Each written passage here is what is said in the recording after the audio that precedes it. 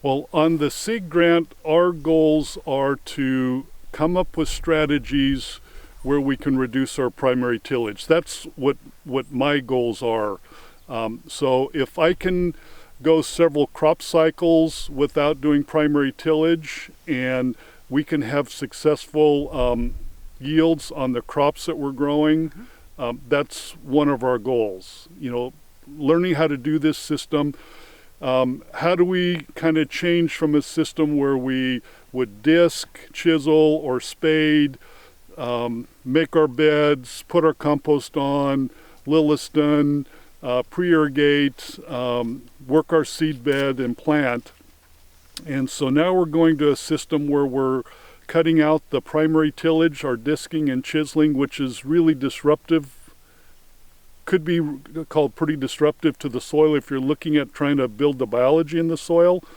If you can go through several crop or cover crop cycles by eliminating that tillage, what's our production going to look like? And what crops are best following other crops? Because that's what we're learning too. You know, if we have an 80-inch bed here, let's use crops on it for a couple cycles that we plant on 80-inch beds, which, you know, before when we tilled, we would just till a field and we would make 40-inch beds where we had 80s. So there is some learning of what will be our crop rotation. If we have a bed structure in place, what will we plant on that to maintain that bed structure for several crop cycles? Got it.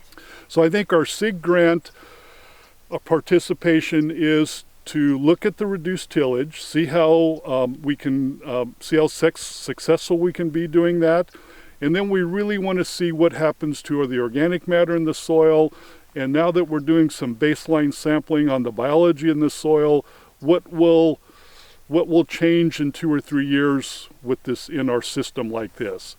And you know, is that going to be too short of a time to really tell, or are we going to see something pretty dramatic in a short period of time with reduced tillage? For our ranch, I think we have a nice level of organic matter. We've had some successful practices to elevate that, but now we want to see how we can go beyond that. And the reduced tillage idea is part of it. And the other part of, I think, is pretty key is if you've reduced tillage and it allows you to come in and plant cover crop sooner, then now we're getting into a system where we can have more living plants and living roots on soil for a higher portion of the year. So to me, those things kind of go hand in hand as part of this project. So here we are on our 80-inch beds that had cover crop that was bell beans, and this was actually Phacelia.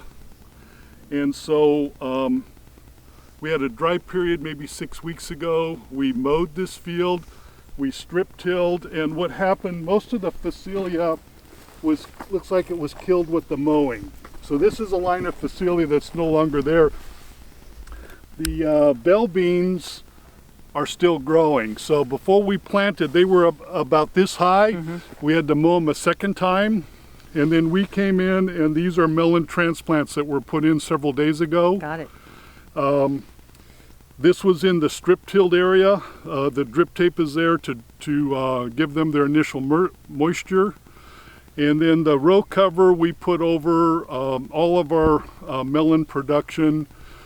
This time of year for a couple reasons. It's mostly for frost protection in case we get a cold weather sneak in. It's still in latter part of March. We can still get some cold weather, so it does give us frost protection on the tender plants. Also, as we get later in the year, cucumber beetle becomes a bigger problem in this area. So these plants are real vulnerable to cucumber beetle feeding, so the row cover pulled over the top excludes the cucumber beetle from getting to the plants. If these get big again, will they shade out? The melons will want to vine across the top of the bed. Sure. Is it an issue? Can they survive together? You know, and have, you know, we'll see. This isn't how we've done things in the past. We've always had clean beds. We plant something in a clean bed. So this is new to us, and we'll learn as we go. We're maybe going to learn with this type of system is we had a cover crop with living roots. We did terminate some of it, but some of it is still growing. And now we have the crop grown with it. So you have gone from a field that had living roots, green plants, never completely stopped, and now you're putting your new crop in that's going to have living roots in the soil. So there will not have been a time without living roots in this soil for the life of this cover crop and crop. So this is the same system, only with tomato transplants, and these are tomatoes, variety for pull tomatoes. So we still have the bell beans in here, living roots, the tomatoes planted in the strip till area in the middle, and this has the row cover over it with hoops to support it, so that the tomatoes can grow a little easier because they're an upright growing plant.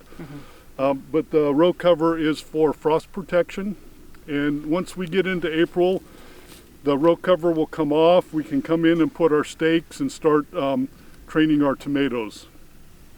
And with the tomatoes, since they're actually growing vertically, leaving these bell beans in here may not be a problem. We can always cultivate them out if we need to, or mow them shorter, but it will be interesting to see how they are companion plants with the tomatoes.